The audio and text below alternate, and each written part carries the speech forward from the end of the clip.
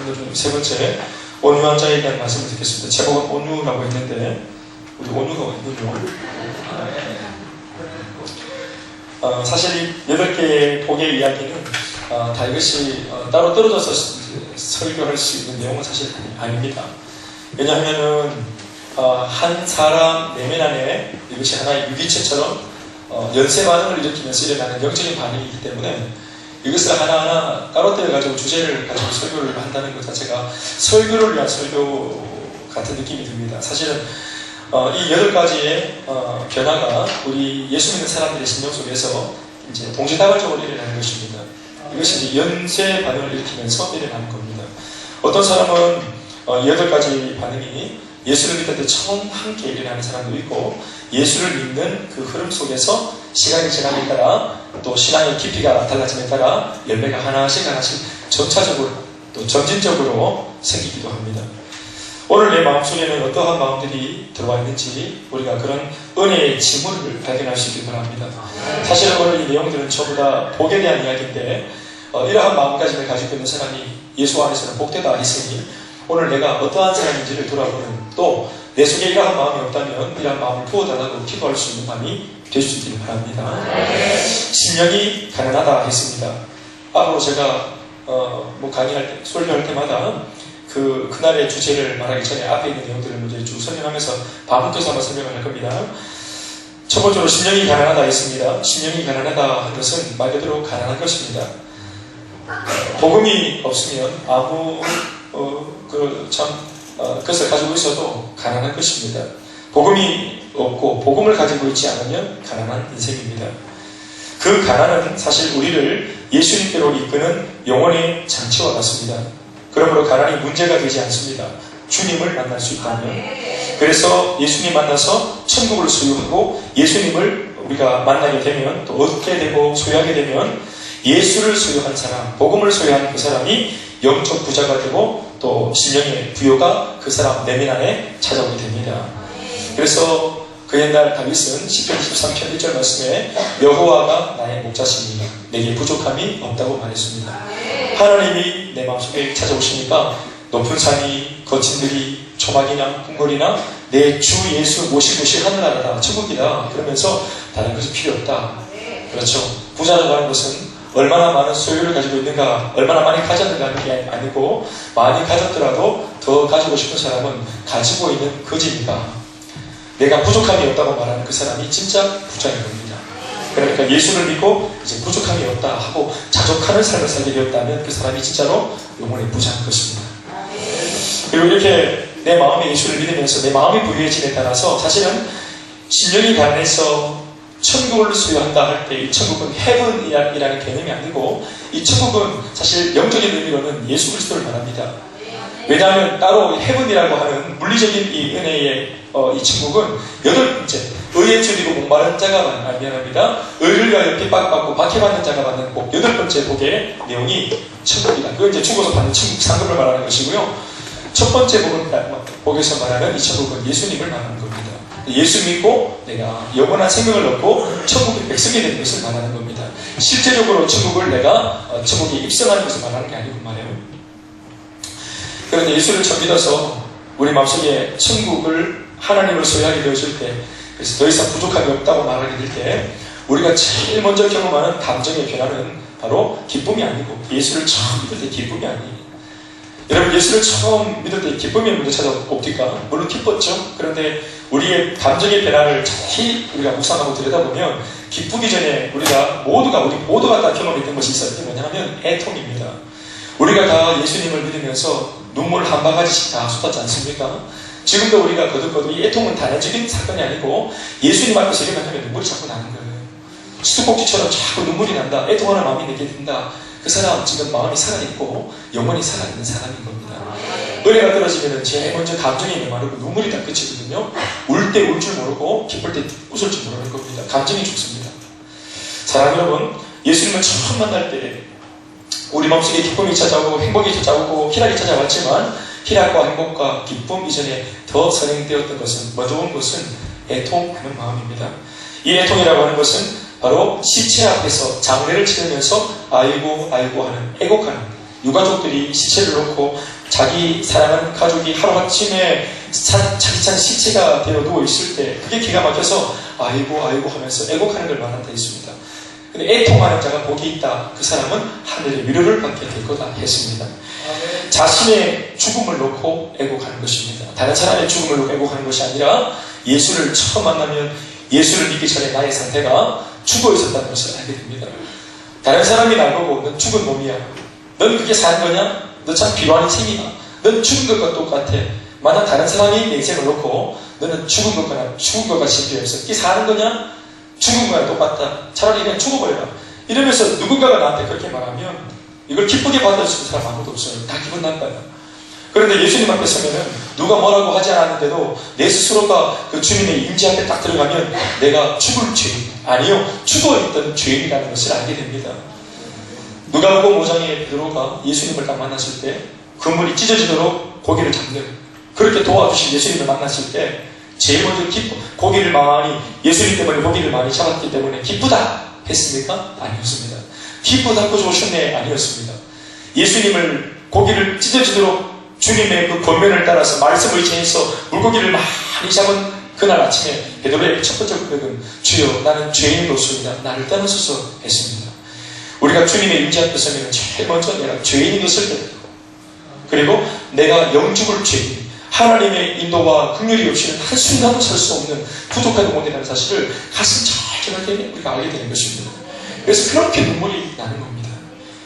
하나님이 없던, 예수님이 없던 그런 지난 삶에 대한 애통과 절망과 눈물이 이게 바다처럼 폭포처럼 쏟아지는 것입니다. 그래서 내가 지난날 예수 없는 나의 삶이 그렇게 고달프고 애절하고 그렇게 다툼이 많았고 그렇게 전쟁 같은 삶을 내가 치열하게 살았구나. 내 속에 주님이 없었기 때문이고 주님 없는 내 삶이 사실은 죽은 죄인의 모습, 내가 죽어 있었구나. 그래서 사랑이 안 되는 거구나. 죽은 내가 무슨 사랑을 합니까? 죽은 내가 어떻게 용서를 합니까? 그래서 내가 의지를 내봐도 안 되고 내가 결단하는 하는 대로 삶이 안 사라졌던 이유가 내가 죽어 있었기 때문이구나. 자기 죽음을 발견합니다. 복음 앞에 서면 제일 먼저 하나님을 만나면서 자기 죽음, 자기 부족함, 내가 죄인이라는 사실을 철저히 깨닫게 되면서 애통하게 되고 곡을 하게 되는 것입니다.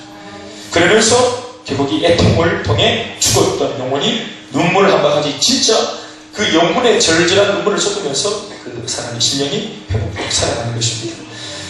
나 자신이 죽어 있었다라는 것을 아는 것만 해도 대단한 발견입니다. 놀라운 발견을 한 겁니다. 먼 곳, 오지, 미지의 땅을 개척하고 사람들이 발견하고 신대륙, 새로운 땅, 이런 것들을 개척하고 발견한다고 용을 쓰고 있지만 사람은 정작 자기 자신을 발견하지 못하고 사는 사람들이 많습니다. 허당합니다.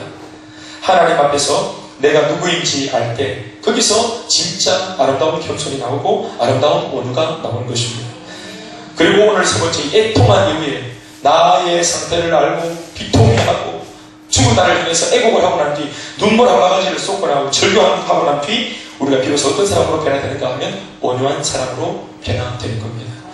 눈물 속에서 우리가 뭔가 눈물 속에서 응해야 하고 새로운 시생애가 태어나는데 온유한 영혼이 하나가 태어나는 것입니다.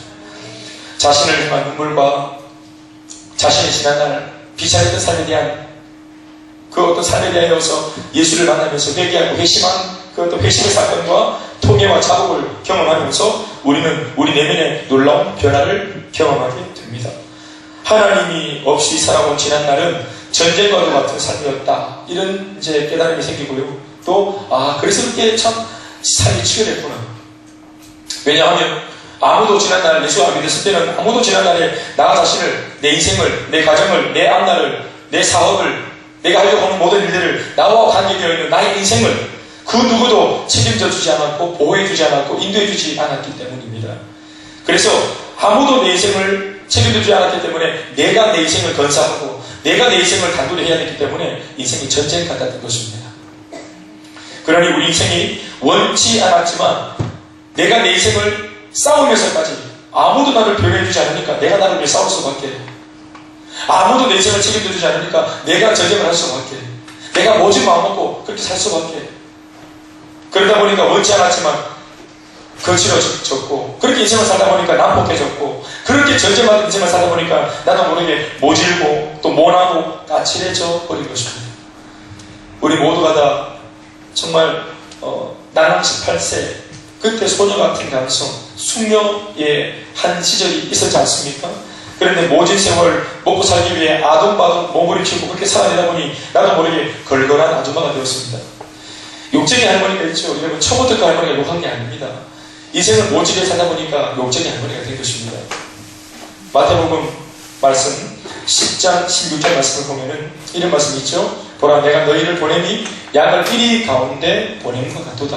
한 번 더 시작. 보라 내가 너희를 보냄이 양을 이리 가운데. 여기서 말하는 내가 예수님을 말하는 것이고 너희는 바로 예수님 앞에서 오랜 동안 은혜 받고 양육받고 훈련받고 신앙적으로 성숙을 한 예수님의 제자를 말하는데 예수님이 내가 나한테 훈련을 잘 받고 이제 원숭미가 느껴지는 이제 어느 정도 성장을 한 너희를 내가 세상으로 보내는데 내가 내 마음이 이와 같다. 뭐와 같으냐? 양을 마치 이리 가운데로 보낸 것 같구나. 이러면서 예수님이 제자들을 이게 옳은 삶이기 때문에 보내지만 그러나 그들이 앞으로 겪게 될 고초를 생각하니까 기가 막히니 스승 되신 예수님께서 내가 너희들을 보내긴 하지만 양을 이리 가운데 보낼 것 같다 하면서 마음이 참 내가 아프다. 내 마음이 이게 옳은 일이긴 하지만 정말 내가 도의적으로는 너무 가슴이 아프다 하면서 예수님께서 그런 말씀을 하셨어요. 읽어보십시오.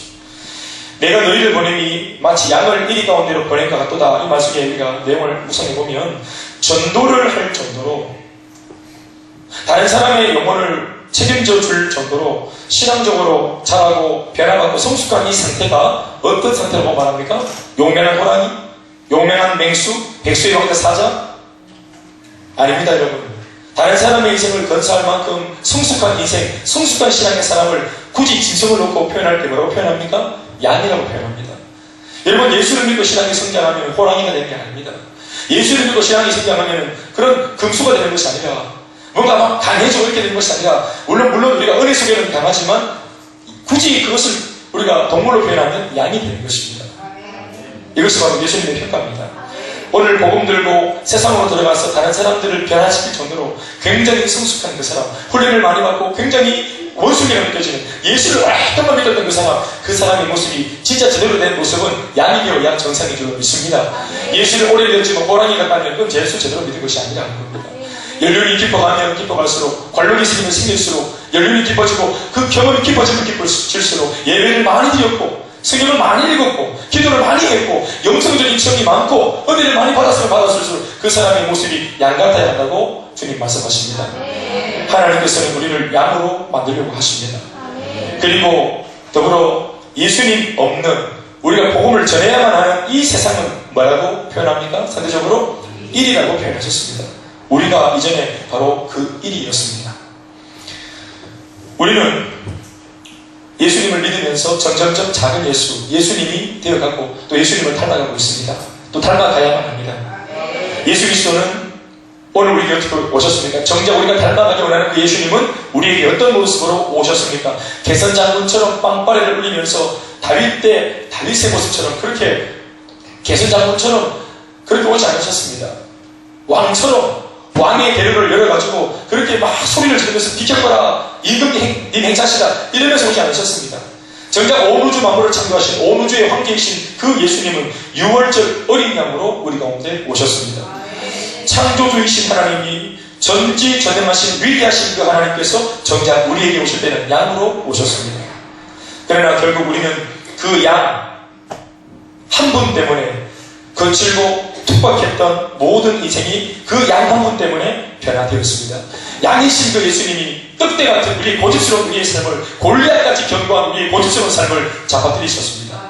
얼마나 우리가 모질고 우리가 얼마나 견고하고 우리 각 사람이 얼마나 고집이 세고 자아가 강합니까? 마치 골리앗이 우리의 적이 아니고 내가 어떤 면에서는 골리앗 같다는 느낌이 들어요.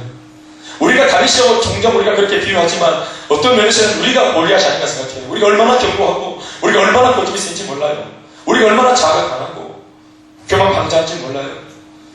우리가 골리앗이에요. 근데 이 골리앗을 잡아들이기 위해서 하신 하나님의 방법이 호랑이를 보내거나 맹수를 보낸 게 아니라 양 한 마리가 오셔서 그것도 내한테 대적하지 않고 오히려 골리앗이 우리한테 찢겨 죽으셨는데 우리 때문에 직접 죽으신, 희생당하신 그 어린 양의 십자가 앞에서 결국은 이 골리앗이 자복하고 회개하고 무릎 꿇고 내가 잘못했다고 그렇게 그 앞에서 무릎을 꿇는 거 아니겠습니까? 양이 골리앗을 잡아뜨렸습니다, 여러분. 양이 잡아뜨리는 것입니다. 양이 세상의 거의를 무너뜨리고 우리가 넘지 못할 정성을 이 양 한 마리가 잡아뜨리는 것입니다. 우리의 생각은 다르죠? 문제를 해결하는 그 방식이 1대 방식으로 살아봐도 우리와 안 맞아요. 로마서 12장 21절 말씀이 뭐라고 말하냐면은 악으로 악을 갚지 말고 악은 선으로 이기라고 했습니다. 욕을 10분 정도 오랫동안 하는 사람을 이기기 위해서는 우리가 한 20분 정도 욕을 더 하는 사람이 되어야 이길 수 있죠. 더 내가 모진 사람을 잡기 위해서는, 휘어잡기 위해서는 내가 더 모질해야 되고, 강한 사람을 내가 확실하게 후려잡기 위해서는 내가 더 강해야 되죠. 이게 세상적인 방법이잖아요. 정글의 법칙 말입니다. 양육 방식 말입니다. 그러나 신앙의 교훈은 다르답니다. 악으로 악을 이긴 것은 이미 진 겁니다. 그 사람을 내가 완력으로 잡아가지고 내가 굴복시킨 것은 사실 겉모습은 이긴 것 같지만 실성은 진 것입니다. 그것이 악으로 악을 이기는 방법은 이게 마귀 방법입니다. 마귀가 그렇게 합니다. 이에는 이, 눈에는 눈으로. 이것은 예수님의 마음이 아닙니다. 그래서 선으로 악을 싸워서 이기는 것이 시간은 오래 걸릴 수 있겠지만 양의 방법으로 1위대를 잡아뜨리는 것이, 골리앗을 잡아뜨리는 것이, 철옹성 여리고성을 양의 방법으로 잡아뜨리는 것이, 이것이 하나님의 방법입니다. 여리고성은 실제로 양의 방법으로 잡아뜨렸습니다. 성을 적진을 무너뜨릴 때는 여러분 1위대처럼 달려들어야 되지 않습니까? 호랑이처럼 맹렬하게 무릎 꿇고 싸워야 되지 않습니까? 적이 강하면 우리는 더 강해야 되지 않습니까? 여리고성이 얼마나 견고했습니까? 견고한 여리고성을 잡아뜨리기 위해서 우리는 더 높은 성을 쌓는 것이 아니라 하나님의 방법은 하루에 한 바퀴 도는 거였어요. 침묵하고 한 바퀴 도는 거예요. 하루 24시간을 놓고 그깟 성 한 바퀴 도는 거 1시간이 걸리겠어요? 30분이 걸리겠어요? 그런데 하루에 1시간 정도 침묵하고 뺑글 돌고는 나머지 23시간 우리가 이 성을 지금 넘어뜨려야 되는데 막 마음은 불타는데 하나님 말씀을 한 바퀴만 돌면 된다는 거예요.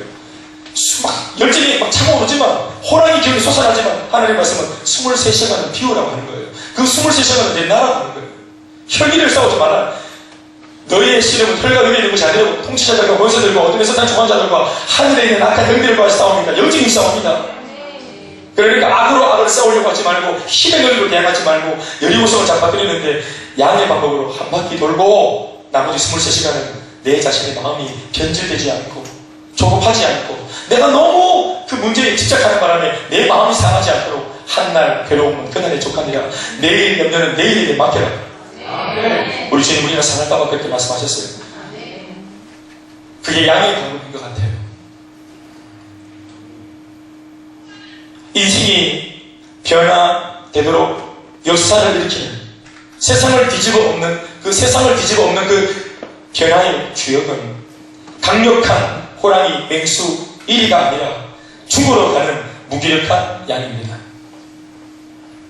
자기의 애통을 겪고 주님 없이는 내가 죄일 수밖에 없다. 난 죽어 있었다 하면서 자기의 죽음에 대한 절망하고 절규하고 펑펑 울면서 이렇게 주님을 요청해야 이제 우리가 살아나는 것이잖아요.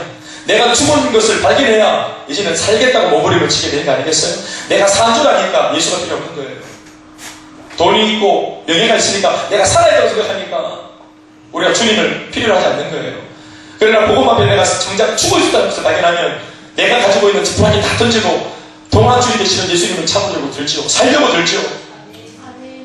이런 식으로 우리가 자기 애통을 겪고 내가 눈물 쏟으면서 주님을 붙잡고 난 뒤에 그렇게 하면서 이제 신앙이 성숙해지고 예수님을 닮아가게 되는 거 아니겠습니까? 신앙이 성숙해지고 예수님을 닮아가면 닮아갈수록 우리 자신은 사실은 이전보다 더 유연한 양이 되어가는 것입니다. 그러나 이 원리를 모르면 당황합니다. 목사님 이상해요. 예수님 은혜를 받으면 받을수록 내가 약해지는 것 같아요. 옛날에 내가 아내를 막 후려잡고요. 내가 만약에 아내가 벌거졌는데 요즘에는 내가 아내한테 힘이 없어요. 또 아내가 나를 무시하는 것 같아요. 예수 믿고 내가 너무 약해진 것 같아요. 여러분 강해진 겁니다. 양이 된 것입니다. 1대 모습이 아니라 이제 소문이 뽑고 손톱 발톱 뽑고 그래서 양이 되어버린 겁니다. 결국은 여러분 내가 양이 되면서 상대방이 양한테 감동받고 녹아지는 것입니다. 양은 완력을 쓰지 않았습니다. 오히려 양이 대적 1대1로 대적하는 모양새를 보면 양이 당합니다. 옆에 있는 염소가 지어받고 또 막 오만 닭도 오리도 거위도 한 번씩 농장 가보니 닭과 거위도 양을 괴롭힙니다. 양 1,000원에 2발 달린 짐승이 4발 달린 짐승을 건드리더라고요. 거위들이 이런 새들 조류들이. 그래도 양이 쉬면 쉬는 대로 음매하면서 고개를 들고 아무런 능이 없는 이 양이에요. 정말 바보 같아요. 예수 믿고 바보가 될 것 같아요. 우리가 그래서 벌벌벌 떨면서 한 번씩 하는 말이 예수는 난 믿고 은혜는 네가 받아도 오늘.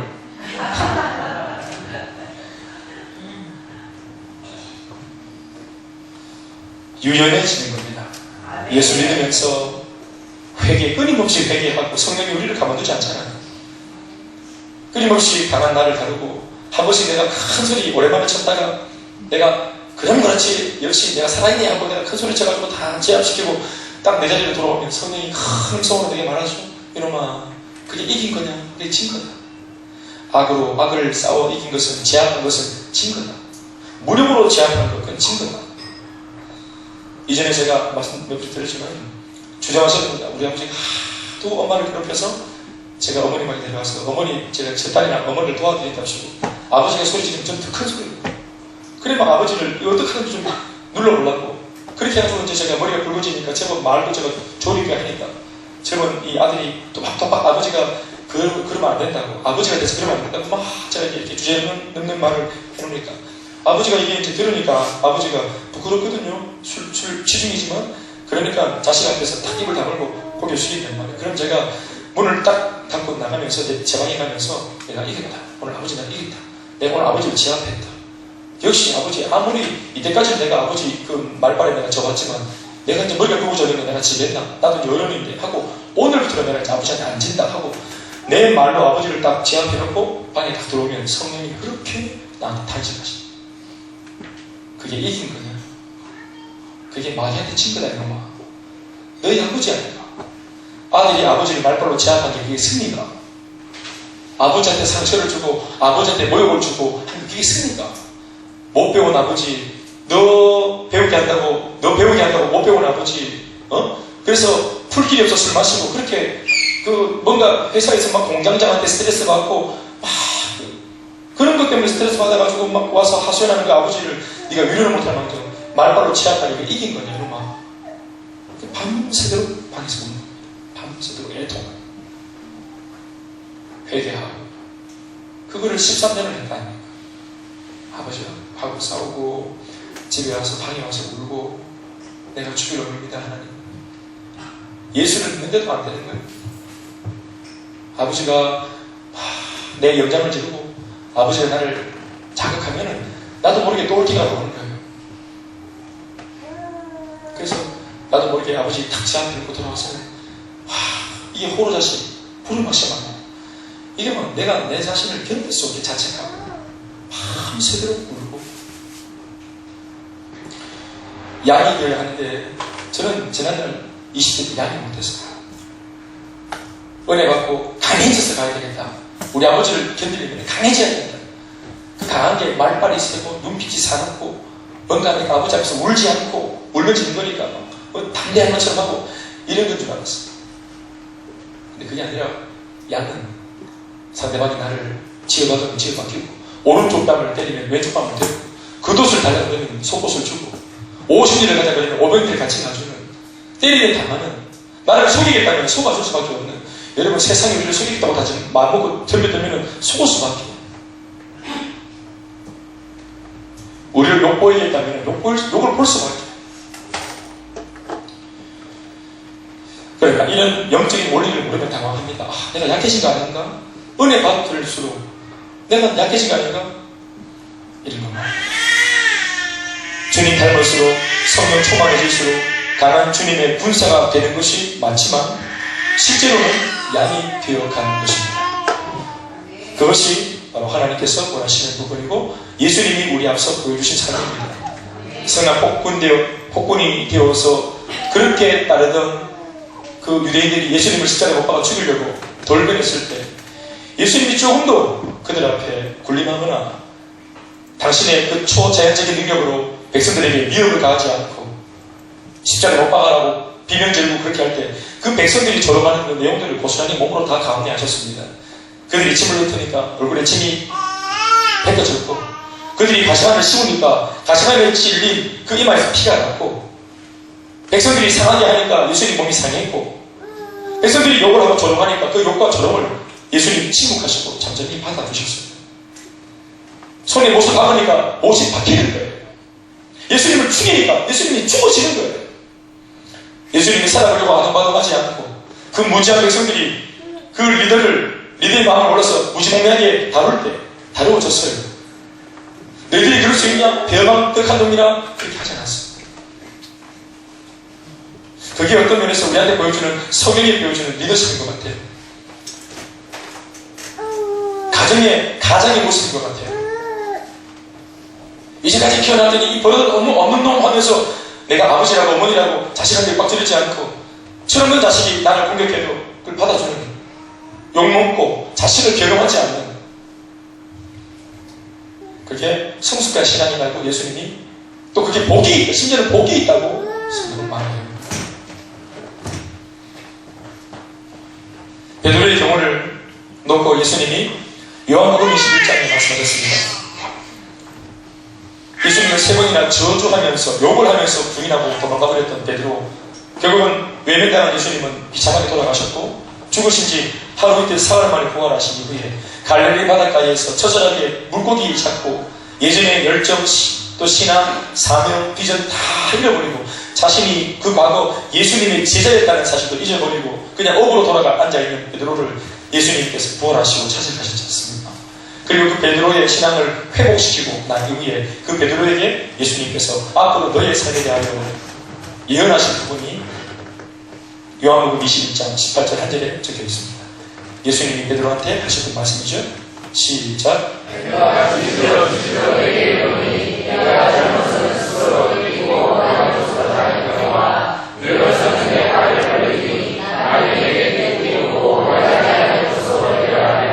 여기 보면 베드로를 놓고 예수님 하신 말씀이, 네가 젊어서는, 두 번째는 네가 늙어서는, 젊은 베드로, 늙은 베드로가 나와요. 나이만 젊고 늙고를 말하는 게 아니라 신앙적으로 미숙하고 혹은 신앙적으로 성숙한 베드로를 예수님 말씀하시는 거예요. 네가 혈기가 방자할 때는 똑같이 예수를 믿었고 똑같은 베드로였지만 네가 혈기가 방자하고 열정이 충만하고 네 안에 뭔가 패기가 충만하고 네가 젊어서 혈기가 변변할 때는 예수님의 일을 할지라도, 그 좋은 일을 할지라도 네가 네 고집대로, 네가 네 자의대로, 네가 네 허리에 띠를 띠고 그리고 네 스스로가 허리를 딱 띠고 그리고 외수 준비해서 지팡이를 짚고 바깥으로 딱 나가서 내가 원하는 사역의 현장에 가서 내가 제법 대접받고 인정받고 박수와 가치를 받는 그런 사역 현장에만 내가 골라서 다니면서 내가 연대하면서 그렇게 젊은 날을 보냈다는 거예요. 젊을 때, 혈기방자할 때 나랑 안 맞는 사람한테는 가지 않는 거예요. 그래서 젊었을 때의 주체가, 사역의 주체가 누구냐, 신앙의 주체가 누구냐, 베드로 그 자신이었어요. 예배도 내가 결정하는 거예요. 내가 갔다가 내가 안 갔다가 내 마음대로 하는 거예요. 내가 스풀리면 제끼고 내가 마음에 들면 또 가고 헌신도 내가 마음에 감동 있으면 하고 아니면 제끼는 거예요. 치워버리는 거예요. 혈기 방장한 이 모든 신앙의 사역의 모든 좋은 것이지만 이 좋은 것을 하면서도 그 모든 것의 주체가 자기였어요. 한들 갖지 못하고 영원히 끝까지 갖지 못했어요. 이게 젊었을 때의 베드로였어요. 네가 젊었을 때는 네가 네 스스로 허리에 띠를 띠고 네가 원하는 곳으로 다녔거니와. 베드로가 젊을 때 무엇을 원했을까요? 인정받는 거 원했어요. 말을 알아주고 박수치는 곳만 그가 찾아갔어요. 복음을 전하려고 할 때 마음이 강박한 사람한테 안 가요. 실패할 뻔하니까. 내가 있을 때 확률이 높은 사람들만 골라가요. 나를 반기는 사람들, 나를 인정해주는 사람들한테만 갔어요. 그러니까 승률이 높죠. 승률은 높지만 사실 그 질적인 면을 따져보면 질이 나잖아요. 그래서 진정한 사역이 아니에요. 그것을 우리가 뭐라고 말하냐면 자아실현이라고 말하는 거예요. 자기의 기쁨을 위해서 하는 것만은. 그러나 네가 늙어서는 예수님 뭐라고 말씀하십니까? 넘겨보시면 시작. 늙어서는 네 팔을 벌리니. 이 말은 뭐냐 하면 예수님이 이 베드로의 성숙한 베드로의 향후 베드로의 죽음을 예언하시는 장면이죠. 십자가에 달려서 네가 죽게 될 거다. 그런데 남이 네게 띠띠우고 원하지 아니하는 곳으로 너를 데려가리라. 그래요. 내가 성장하고 성숙하면 이제는 내가 인정받는 곳, 나를 알아주는 곳으로만, 내 좋은 곳으로만 가는 게 아니라 내 필요에 의해서 살아가는 게 아니라 내가 원하지 않아도 남들이 김대현 목사님 여기 좀 와주세요. 목사님 오늘은 여기 좀 와주세요. 목사님 오늘은 여기요. 하면서 사람들이 나를 요청하는 곳마다 내가 마음에 안 들어도 그 상황이 내게 불리하고 내가 마치 가면 욕먹을 것 같고 내가 실패할 것 같고 그냥 아주 그냥 마음만 안 좋을 것 같은 그런 것도 사람이 나를 부르면 가는 거예요. 내가 좋은 것대로 사역하는 게 아니라 이타적인 사역, 주님께서 원하시는 사역을 한다고 주님 말씀하시는 거예요. 성숙한 베드로, 그런 베드로가 비롯하면서 이타적인 사역, 이제는 하늘나라 가지고 내 좋은 대로 사는 것이 아니라 하나님의 명을 따라 사명감으로 내 기호가 아니라 하나님께서 명령하시는 곳에 우리가 양팔을 벌리고 가게 되는 줄로 믿습니다. 그 유명한 성화, 그 예수님 영화, 은혜로운 영화 아시죠? 성화라고 하지 않습니까? 그 성화의 한 그 영화였던 성화들이 많으니까 그 성화 중에 이 장면을 놓고 만들어 놓은 그 영화가 하나 있죠? 코바디스라는 영화죠. 코바디스라는 영화의 그 내용이 마치 그 주제가 뭡니까? 예, 바로 예수님 그 로마의 대핍박이 박해가 일어났을 때 많은 성도들이 다 죽었습니다. 150만 명이 죽었습니다, 여러분. 150만 명이 죽었는데 이렇게 예언을 받은 베드로가 이후에 이 일 후에 이 말씀을 듣고 난 이후에도 양팔을 벌릴 줄 모르고 남들이 베드로야 하고 부를 때 갈 줄 모르고 이렇게 예언을 받았음에도 불구하고 베드로가 여전히 죽음을 두려워하고 고난을 두려워했어요. 모든 사람들이 콜로세움 경기장에서 사자발이 되어지고 참수당할 때 베드로는 향후 다 더 큰 사역을 위해서 자신의 목숨을 부지하려고 들었어요. 왜요? 지혜로운 것이죠. 지혜롭다고 생각했어요. 모두가 다 죽으면 다음 세대 사역을 누가 하노? 그러니 내가 구차하게 보일지 몰라도 나는 이유가 있어서 살아남아야 되겠다 하고 순교를 거절하고 로마를 빠져나오죠. 그때 언덕을 마가라고 하는 이 어린 종을 마가 보면서 마가가 베드로의 또 다른 그 어떤 제자였거든요. 비서 역할을 했던 친구인데 이 마가를 앞장서서 고개를 넘어가는데 찬란하게 빛나는 나무가 하나 나타나지 않습니까? 그 옛날 모세가 경험했던 것처럼 나무는 그대로 나무인데 그 나무가 바람이 부는데도 이파리 흔들리지 않는 거예요. 이 상황에서 마가가 저 나무 좀 보라고. 바람이 부는데도 이파리가 흔들리지 않아요. 그래서 베드로가 딱 보고 있는데 거기서 주님의 음성, 부활하신 예수님의 음성이 들렸죠. 베드로야, 베드로야 하고 너는 어찌하여 로마로 돌아가지 않는가? 외면하고 왜 로마를 외면하고 돌아가느냐? 왜 로마를 외면하느냐? 그렇게 말합니다. 로마의 복음을 전해야지 왜 로마를 외면하느냐? 아유 주님, 로마는 지금 핍박과 박해가 천지입니다. 지금은 내 몸을 좀 이렇게 좀 단돌이 하고 향후 다음 사역을 기약해야 되겠습니다. 하고 이제 뭔가 변명을 했는데 예수님 말씀이 그렇구나 하고 갑자기 예수님께서 몸으로 나타나셔서 뚜벅뚜벅 로마를 향해 걸어가시는 거예요. 그때 베드로가 로마를 향해 걸어가는 예수님의 뒷모습 보면서 했던 말이 코바디스 도미네 했습니다. 주여 어디로 가시나요? 그때 예수님 말씀이 네가 외면하는 저 로마에 다시 한 번 더 십자가에 못 박히려고 한다. 네가 로마를 외면했기 때문에 내가 한 번 더 로마를 위해서 십자가에 못 박아 죽으러 한다 했단 말입니다. 그때 베드로가 회개하고 눈물 쏟으면서 주여 제가 가겠습니다 하고 로마에 달려가서 그날로 바로 십자가에 달려서 양팔을 벌리고 수금당했습니다. 내가 예수처럼 어떻게 양팔을 벌리고 십자가에 달려 죽는 영예를 내가 얻겠는가? 나를 십자가에 거꾸로 달아달라. 전승에 의하면 그렇게 거꾸로 달린 십자가에 못 박혀 죽은 베드로의 이야기를 잘 알고 있습니다. 그게 성숙입니다. 개인의 신앙도 그 신앙의 흐름을 보면 자기 중심적인 신앙에서 주님 중심, 다른 사람 중심의 모습으로 흘러가는 것을 봅니다.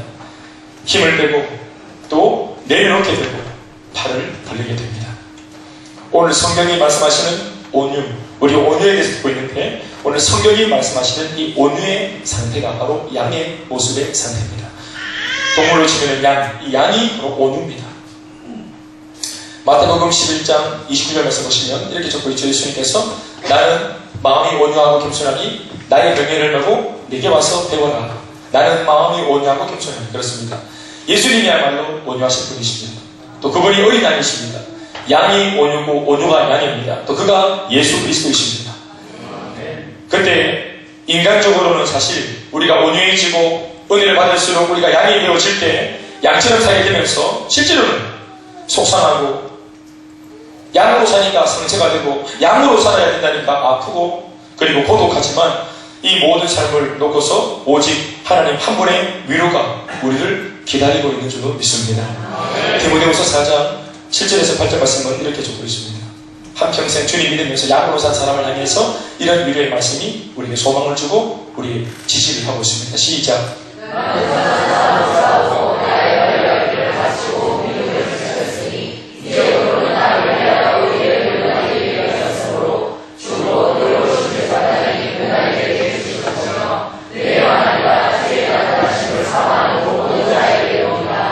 믿음의 선한 싸움을 싸우고, 그리고 예수님의 인도를 따라서 이리대로 살지 않기로 마음먹고 양의 모습으로 살기로, 온유하게 살기로, 당하면 당하는 대로, 속이려 들면 속는 대로, 세상이 볼 때는 지혜가 없고 참 무지해 보이는 사람을 제가 그렇게 살기로 다짐할 때 이런 하나님의 놀라운 은혜가 기다리고 있을 줄 믿습니다.